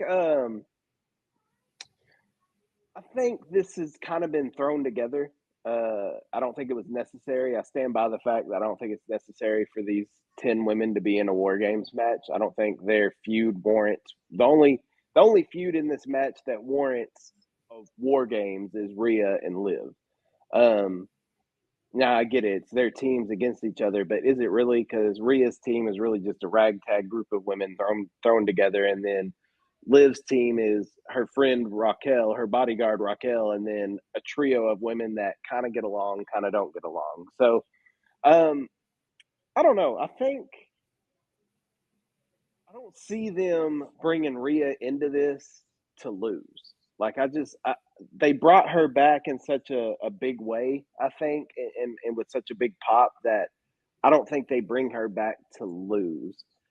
It is interesting on that team as well to what are the possibilities? Did Bayley take Jade out to get on the team to get back in the good graces of Bianca? Because you saw what she did Monday night. Is she trying to show Bianca that she's, a good person or whatever and that she can be trusted? But did she take Jade out to do that? Was it Naomi? Because you see a look that Naomi gave at the end of the show on Raw. So was it Naomi that took Jade out? Like, that's intriguing. I'm interested to see. I want to hear from Jade. Did Jade see who attacked her, or was it she attacked from behind, or how did that happen? Like, I'm curious to see how that happens. But as far as the match goes, I think Team Rhea is going to win. I just don't see them bringing her back to lose in a match like this.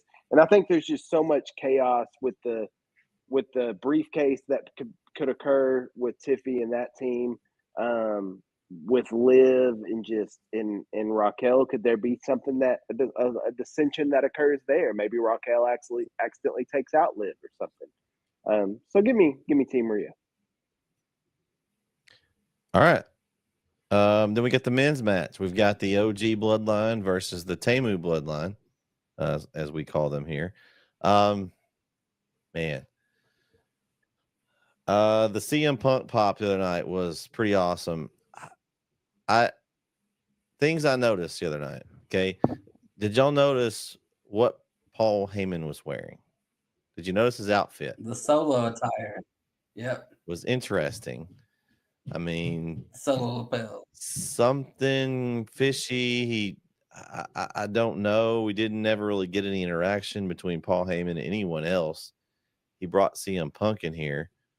Does he still feel betrayed by Roman? Could something happen here? I don't know. Will The Rock come out and make an appearance? There's all these other Fatus and Samoans that can come out that had been signed that we don't know about. There's a lot of things that could happen here. I think that somehow, some way, shenanigan wise, I think Temu Bloodline wins this. I think that's going to continue it on and just continue to ag it on. And I think we either get a Rock interference or we get something with Heyman, some kind of shady thing with Heyman. I don't think he would turn, but I mean, does Roman need him now? Maybe he's going to go and give Solo guidance. Maybe his number was changed. Roman couldn't get a hold of him. I don't know. There's a lot of things that could happen here. And I think if the OG Bloodline wins, that kind of, I think we're going to keep moving with this. And I think the story is not going to be done with this match. I think they're going to win, and it's just going to extend it even more. And I think we're going to get some surprise appearances. I'm hoping at least by some new faces. And I'm going to go with the Temu Bloodline, man. I want OG to win, but I think there's more options to advance the storyline if Roman keeps having to climb the hill. I think he's going to have to keep climbing the hill until he gets that WrestleMania match where maybe he gets his revenge. Kyle, you go first. I want to see where you're leaning. Well, you know where I'm leaning. We the ones, baby. They not the ones. We the ones. I'm taking the original Bloodline, but here's I agree. The way Paul Heyman was dressed was interesting. It definitely, when he came out, I was like, he looks an awful lot like a Solo wise man and not a Roman wise man. I don't think he's either. I think he's CM Punk's wise man. I don't think he's with Roman or with Solo. I think he is with CM Punk. I think he is now CM Punk's wise man. That's why Roman's call didn't go through, because CM Punk's got the number. Roman don't have the number. But I think obviously Paul still has love for Roman, and I don't think there's no way in hell he joins Solo. And then why would he? They just put him through a table. Like, I don't think there's any reason for him to join. Seen crazier things, Kyle. Well, I understand, but I don't think that happens. But I do think that Paul feels like he not owes something to Roman, but maybe in a way owes something to Roman for how much he's taken care of him these past few years. And so he knew he has CM Punk at his disposal and was like, listen, Punk, Phil, I need you to help out Roman. All right. I need you to you owe me one. So I'm calling in the favor. So I think that's what this is. I don't think it's anybody turning on anybody. I don't think we're going to see any turn on Saturday, but I think the original Bloodline wins. And because of that, then maybe I think we see Rock come out, and that's when Rock gets involved, because he then comes into Solo and like, listen, I've been trying to let you handle this and you can't handle it. So it's time for me to just do it myself. So I think that the loss to the original Bloodline triggers Rock returning and setting that storyline in motion. But I don't know. There's got to be some type of surprise. If they're main eventing, which we don't know that yet, but if they're the main event, we assume they are. If they're the main event, then somebody's got to return. You can't just end it with one team beating the other. Something has to happen. Well, we thought that last weekend, KO. Different show, different promotion, completely different. We will get a payoff. I think there's going to be some new introduction or some new revelation at the end of this pay-per-view. But I think it may be Rock coming back, but yeah, I'm taking the OGs, baby. We the ones. Acknowledge me. They not the ones. I didn't say I was rooting for them. I just feel like that. But I could see that. I like your theory, but my theory was before they end up losing, that's when you have The Rock come out and he helps them win, which brings them out as well. I mean, either way, I could see either way. Man, I'm torn because I came in thinking, OG Bloodline, but then Bret lays like the points. Also, this whole time I was gonna go mention them before each match. I received the email with the spreads today, and then I just saw the line for this match, and it's got me a little torn. And then after hearing Bret, I got a little torn. But then I'm gonna stick with my guns. I'm gonna stick with the Big Goose, and I'm gonna say the OG Bloodline wins. But man, I could see this is intriguing because it could go either way. Because Bret laid out great points, and I could see that happening, and then seeing that that line that gave me pause. But I'm gonna go with what's deemed by Vegas as the upset. I'm gonna go with Roman and Punk and their bloodline. Oh, okay. So what were the lines on these matches now that we've picked them all, Brendan? So for this one, the new bloodline and Bronson Reed are -150 favorite. So it's a tight line, but they are the favorite. And Roman and them are +110. The women's one, Rhea and Bianca and them are -200.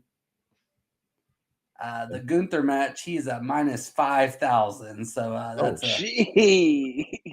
So that's kind of a no-brainer there. And then the triple threat, Braun Breaker's -1,000. Sheamus is +550, and Ludwig is +1,000. So they definitely don't think Ludwig's winning it. So, and then this will add something to the United States. Shinsuke is a -140. So what am I missing? Kyle's on the dogs. I'm straight favorites. I feel. I mean, I don't know. As of now, I guess. Interesting. Always interested to see the odds thing there. It's interesting. But this is a solid card, though. I mean, 5 matches. Well, again, that'll be a busy night sports wise. So I'll have that up and then have the other game up and be watching both of them. But man, before we get there, busy week coming up. Friday, I got a doubleheader over in Henderson. 2 pretty good football games is Shelbyville and Joaquin and DeKalb and Woodville. I know Kyle which is the KO game of the week this week, Kyle? Tell everybody here on Off the Ropes. The KO game of the week this week is the Carthage Bulldogs and the Pleasant Grove Hawks at Lobo Stadium in Longview, 2:00 Friday afternoon. Going to be a banger. Not a bad. It's going to be an absolute banger. Not a bad one. What about you, Brandon? Where are you going to be? I will be at 2:00 also. I'll be at Mesquite Memorial for Van and Sunnyvale. Oh, okay. Mesquite Memorial. You like that place, Brandon? Weren't you there last week? I do. I was, but at first, I hadn't gotten to go this year. I normally go there about 4 or 5 times a year. There was during the COVID year, I was there about 8 times in a 14-day span. Jeez. Because that was the year. So Legacy was playing their district games on Tuesdays and Wednesdays, and then the 5A 6A regular season was going on as the 4A and under playoffs were happening. So I had Legacy would play there on Tuesday, and then Van would play there on Thursday, and then Gilmer would play there on Friday, and then someone else play there Saturday, and then Legacy would play there again next week at their district game that next Wednesday, and then so. Well, we got a busy week, and then we'll get to watch this. We'll come back next week, and we'll be interested to see kind of how everything shakes out over the weekend.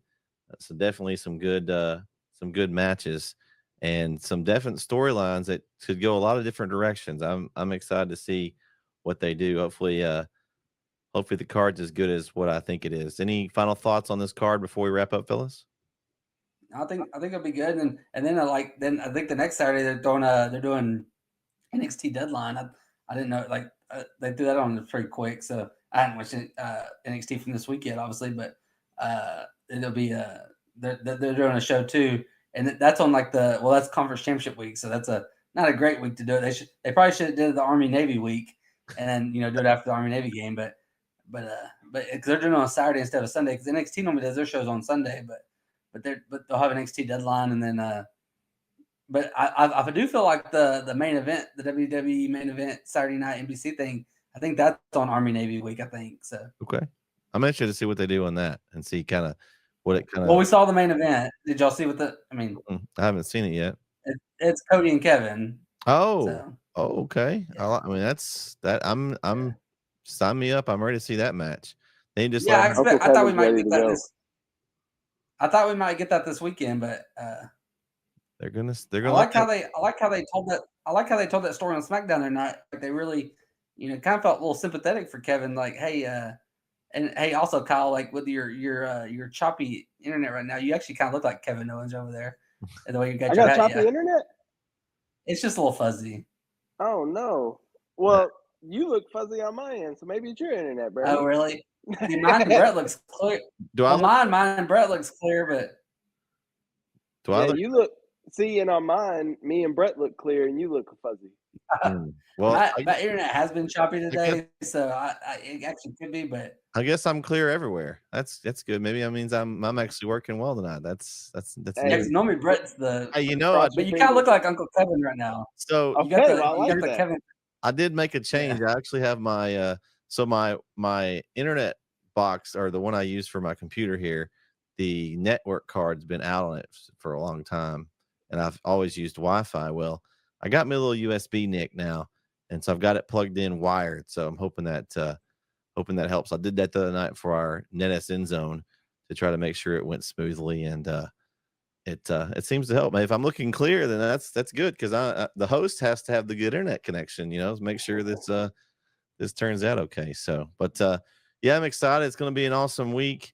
But that's going to do it for tonight's episode of Off the Ropes. We got to salute. I do not like this thing. I do not like this one. It is way too long. It builds though, Kyle. It's building. It's building the storyline. The storyline's just building. One. It's building, and then it hits. No, just go to the normal one. Why do we gotta do all this stuff? For the Big Goose, KO, Kyle Owens, Dirt Sheet, Brandon Ogden, I'm Mr. NetSN, Brett Swinney, signing off for tonight's Off the Ropes, episode 41. We'll be back next week to talk about Survivor Series, War Games, who won, who didn't, and where the story's going. Everybody have a great rest of your week. Good luck in your football teams this weekend. Go Horns. And good night, everybody.